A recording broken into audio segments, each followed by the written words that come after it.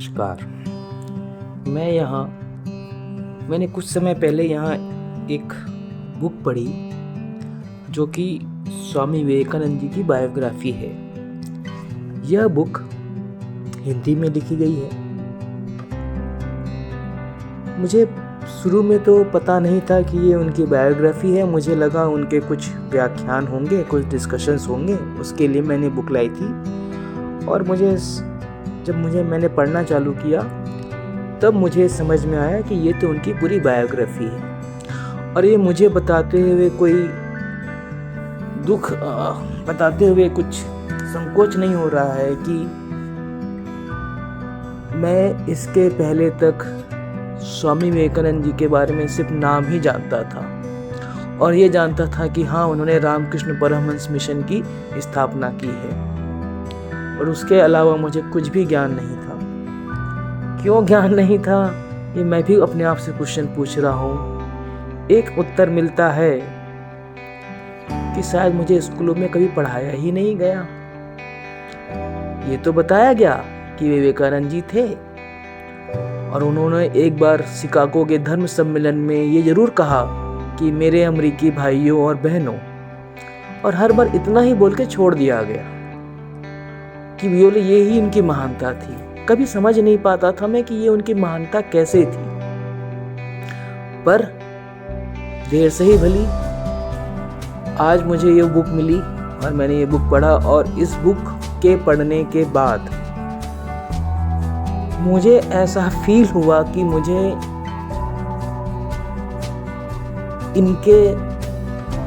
इनको सही अर्थों में समझने का मौका मिला इस बुक के थ्रू।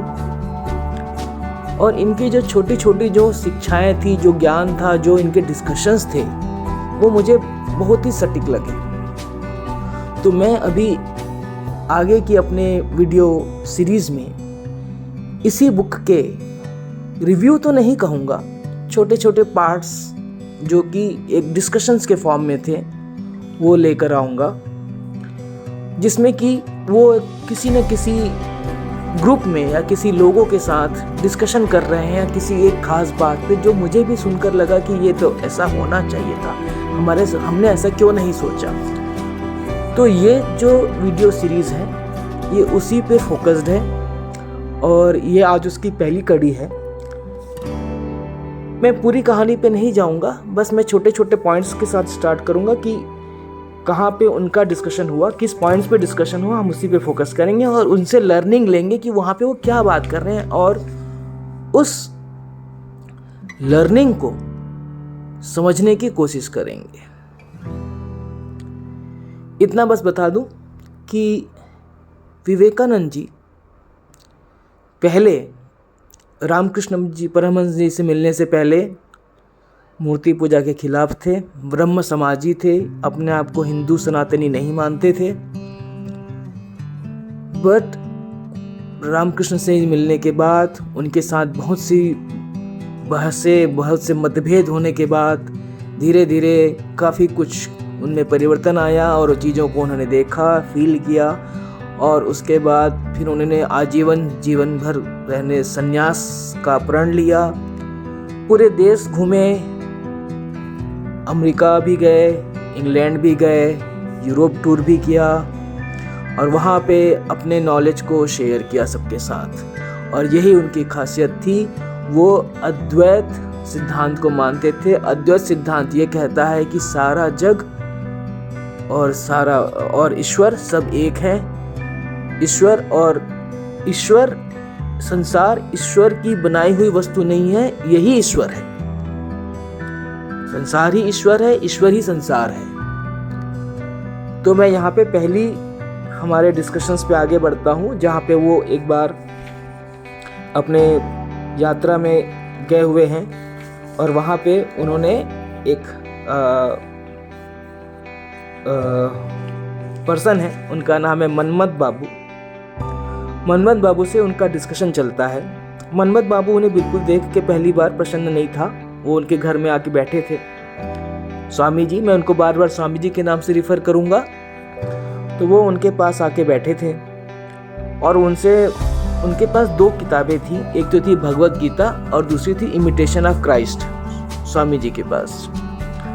तो मनमत जी ने अचानक से उनके हाथ में वो बुक देखी और ऐसे ही उनको चेक करने के लिए उनसे पूछा। एक और बात बता दूं, स्वामी विवेकानंद जी बाय बर्थ बंगाली थे, उनकी मातृभाषा बंगाली थी, बर्थ लैंग्वेज बोलना चाहिए, सॉरी, तो बंगाली थी, बट वो उन्हें हिंदी इंग्लिश भी बहुत अच्छी आती थी, हिंदी का भी ज्ञान था। आगे चल के उन्होंने बहुत सारी और भी लैंग्वेजेस सीखी, उनका इंग्लिश में बहुत अच्छा कमांड था, जर्मन में अच्छा कमांड था, इवन वो साउथ में कुछ लैंग्वेज उन्होंने सीख ली थी। वो हर जगह जाते थे और बहुत तेज़ी से सारी लैंग्वेज सीख जाते थे। तो यहाँ पर डिस्कशन जो हो रहा है, क्योंकि ये हिंदी बुक का सिद्धांत का पोर्शन है, तो मैं हिंदी में यहाँ पे डिस्कशन है उसको बता रहा हूँ। और तो स्टार्ट करता हूँ। मनमत बाबू उसको पूछते हैं कि आप कौन कौन से गौतम बौद्ध धर्म को मानते हैं? तो स्वामी जी ने बोला, हाँ थोड़ा थोड़ा मानते हैं। तो उन्होंने पूछा, भगवान बुद्ध को के बारे में क्या जानते हैं? तो स्वामी जी ने बोला, कौन हिंदू है जो बुद्ध के बारे में नहीं जानता? मनमत बाबू फिर से पूछते हैं, आपका उनके विषय में क्या विचार है? स्वामी जी का उत्तर होता है,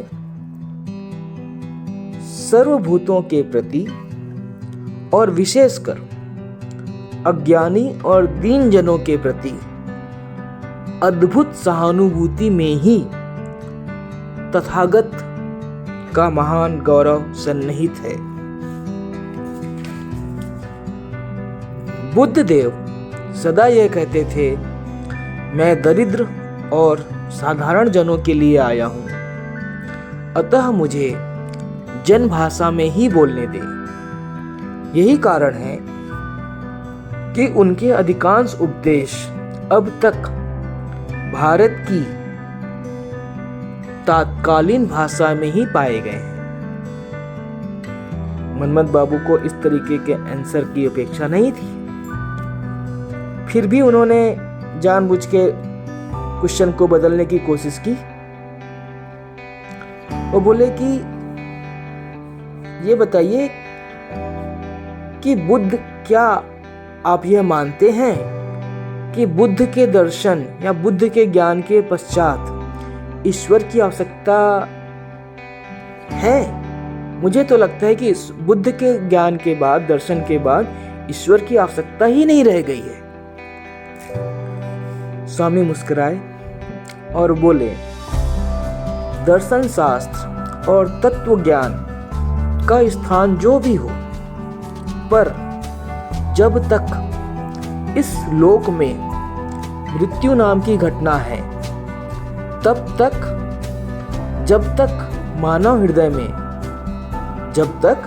हृदय में दुर्बलता जैसे भाव हैं, जब तक मनुष्य में अंतःकरण में दुर्बलता जनित करुण क्रंदन बाहर निकलता है, तब तक इस संसार में ईश्वर में विश्वास बना रहेगा।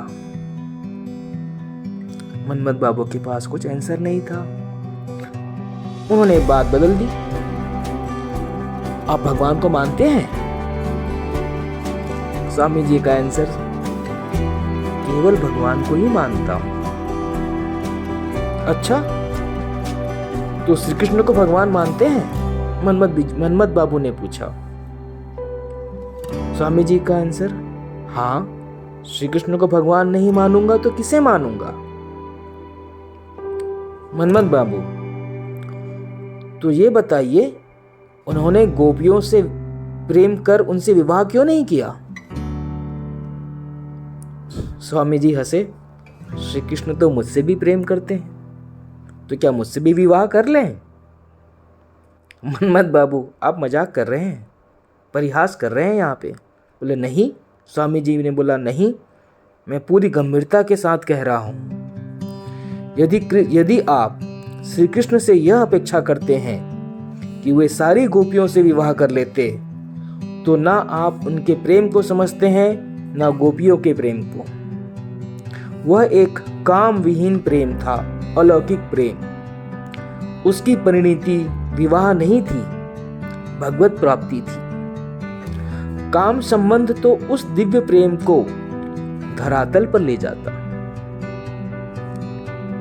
वृंदावन में श्री कृष्ण की आयु ही क्या थी, बालक ही तो थे। और ऐसे बालक से आप इस तरह की अपेक्षाएं रखते हैं, ये तो गलत विचार है आपके। मनमथ बाबू के पास कुछ जवाब नहीं था।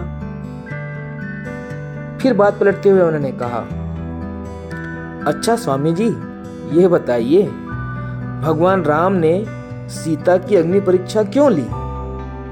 किसी व्यक्ति को परीक्षा लेने के लिए उसे अग्नि में प्रविष्ट कराना तो कोई मानवता नहीं है। स्वामी मुस्कुराए। भगवान राम ने सीता माता को अग्नि में प्रविष्ट कराया क्योंकि वे भगवान थे। अग्नि में प्रविष्ट कराकर भी वे उनकी रक्षा कर सकते थे। स्वामी मनमथ जी गुस्सा हो गए। ये तो कोई उत्तर नहीं हुआ। अवतार बनकर मानव लीला कर रहे थे, अवतार होने के बाद भी मानव लीला कर रहे थे, तो मानव के समान ही आचरण करना चाहिए था। स्वामी जी बोले, अब ठीक कह रहे हैं आप, पर आप यह तो बताइए कि यदि कोई मनुष्य, आप या मैं, अग्नि में प्रवेश करे और यह कहें कि हे अग्निदेव, मैं सच्चा हूं, इसलिए मुझे जलाना मत, तो क्या जलने से मैं बच जाऊंगा? मनमथ बाबू बोले, नहीं, यह तो प्रकृति के नियम के खिलाफ है। तो फिर स्वामी जी बोले, फिर तो आपने अपना आंसर खुद ही दे दिया। स्वामी जी, मनमथ जी बोले, मैं समझा नहीं। बोले, आप एक तरफ हो जाइए, या तो मान लीजिए कि वो भगवान थे और लीला कर रहे थे, और उनके में ये क्षमता थी कि वो किसी को भी अग्नि में प्रवेश कराकर भी उन्हें जीवित बचा के ला सकते थे, ठीक है। या फिर आप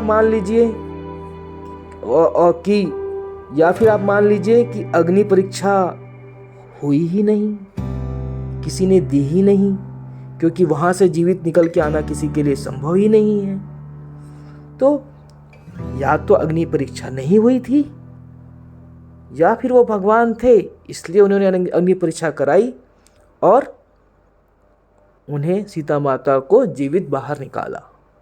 यहाँ पे बस इतना ही था उनका संवाद। यहाँ पे मैं किसी भी अपनी राय यहाँ पर नहीं दे रहा हूँ, ये उनके डिस्कशन का पॉइंट है।